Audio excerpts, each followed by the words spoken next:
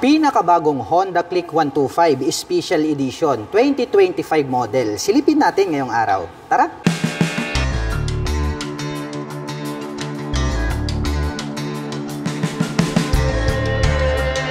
Honda Click 125 Special Edition, glossy white color, 2025 model. Ang pogi po pala nito pong plain white, talagang all white combination with black. Ito pong kanyang pairings. Kaya talagang ang pogi ng kanyang dating. Ang ganda po talaga ng pagkakadesenyo nito pong kanyang daytime running light. Nagkaroon pa yan ng pins sa ilalim na parang nagsisilbing kanyang mga kilay. Located naman po rito sa bandang itaas.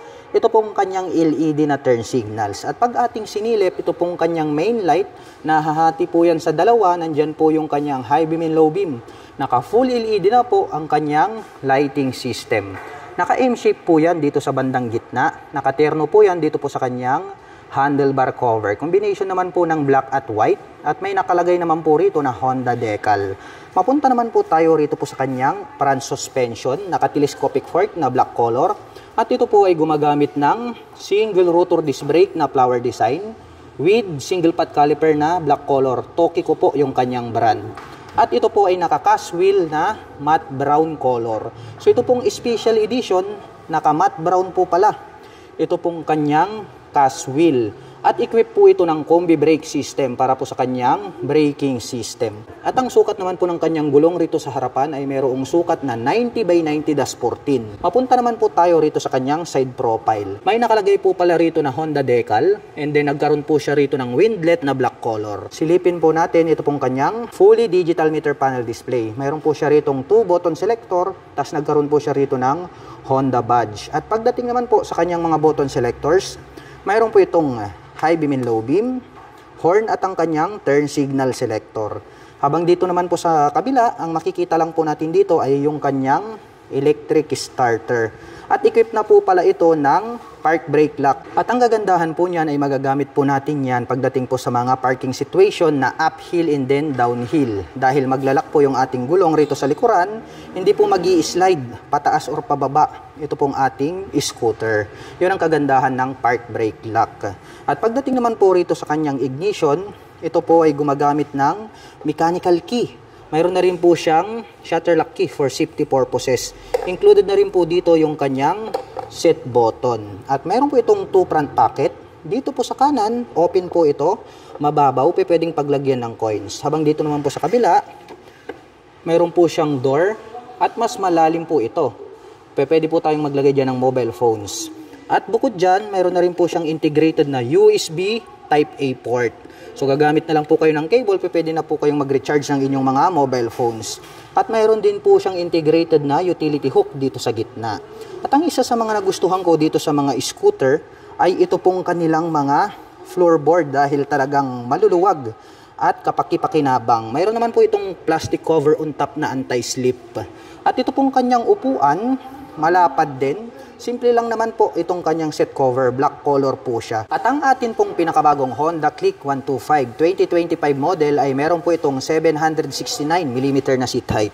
Ngayon naman po ay susubukan po natin itong sakyan para maipakita ko po sa inyo kung gaano nga ba ito kataas. Para po sa mga magtatanong, ang aking height is just around 5'6". Makikita nyo naman, lapat na lapat yung ating paa. Kaya more comfortable po ito para sa mga tulad ko na 5'6" in height. At sa tansya ko naman, kayang-kaya po itong i-maneuver na mga 5'3" and above. Buksan naman po natin ito pong kanyang underseat compartment. Mayroon naman po itong 18 liters na underseat compartment. At kasyang-kasya naman po rito yung isang half-face helmet. At bukod dyan, marami na din po tayong mailalagay dyan ng mga personal belongings. Located naman po rito yung kanyang fuel tank. At mayroon naman po itong fuel tank capacity na 5.5 liters. At mayroon naman po itong fuel consumption na 50 km per liter. Close natin itong kanyang upuan. Napansin ko lang, ito pong kanyang integrated na grab bar is matte brown color. Naka-combination po pala yan dito po sa kanyang mga cast wheel. Dahil naka-matte brown color po, ito pong kanyang mga cast wheel. So dyan po natin makikita at mapapansin ito pong kanilang special edition. Dahil nga po, yung kulay ng kanyang grab bar at mga cast wheel ay matte brown color. At isa pa, ito po palang kanilang special edition. Mapapansin natin na naka 3D emblem na po siya ngayon. Before po kasi is decals lang po yung kanilang ginagamit. At ang ganda talaga, no? All white po siya. Unlike before na napakadaming decals. At may makikita naman po tayo rito na liquid cooled para naman po sa kanyang cooling system. Gumagamit po ito ng side stand engine cutoff switch. Once po na naka-engage itong kanyang side stand, ay hindi na po magi-start itong ating scooter. Kaya maiwasan nating madisgrasya dulot ng naka-engage na side stand. Black color naman po na tubular. Ito pong kanyang center stand. At metal naman po with rubber cover on top. Ito pong ating pillion step para po sa ating back rider. At ito pong kanyang engine or CVT cover ay combination po pala ng matte brown at matte black itong kanyang CVT cover. At may naka-intact naman dyan na Honda. At dito po sa bandang itaas, may nakalagay naman po rito na ESP, also known as Enhanced Smart Power. So naka 2 valves po yan. At dito po pala ay gumagamit ng single shock absorber para po dito sa kanyang rear suspension. At ang kanya naman pong braking system ay equipped with mechanical trailing or drum brake dito sa likuran. Silipin naman po natin ito pong kanyang taillight. Naka full LED po ito pong kanyang taillight at naka pop up naman po ito pong kanyang mga LED na turn signals. Mayroon na din po itong plate light. May added light reflector dito sa gitna at ito pong kanyang rear fender ang kanyang nagsisilbing plate holder. At ito pong kanyang stock pipe, two-tone color combination po pala ito ng black at silver. At mayroon naman po itong single exhaust. At mayroon na din po itong built-in na mudguard para po maiwasan natin na matalsikan ng putik itong other body parts itong ating scooter. At ito po ay equipped with liquid cooled para naman po dito sa kanyang cooling system. Ang pinaka main advantage naman po niyan, since naka liquid cooling system ito pong Honda Click, ay pwede po natin itong ibabad maghapon magdamag sa mga malalayong biyahe. So bagay na bagay talaga pang long rides po kasi yung disenyo nito pong scooter na ito. At pag-usapan naman po natin ang kanyang engine specifications. Mayroon po itong 125 cubic centimeter engine displacement. Naka single cylinder, single overhead cam, 4-stroke with 2 valve at nakakapag-provide po ito ng maximum power na 8.2 kW at 8,500 RPM.